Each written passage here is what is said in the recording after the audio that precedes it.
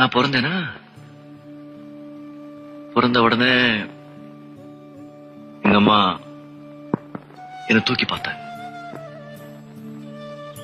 நான் கருப்பா இருந்தேன்ல, எங்க அம்மாக்கு பிடிக்கல. தோ இங்க தொங்குது பாரு இந்த மஞ்சள் துணி, அதுல என்ன சுத்தி தூக்கி போட்டாங்க கூட்ஸ் வண்டியில்.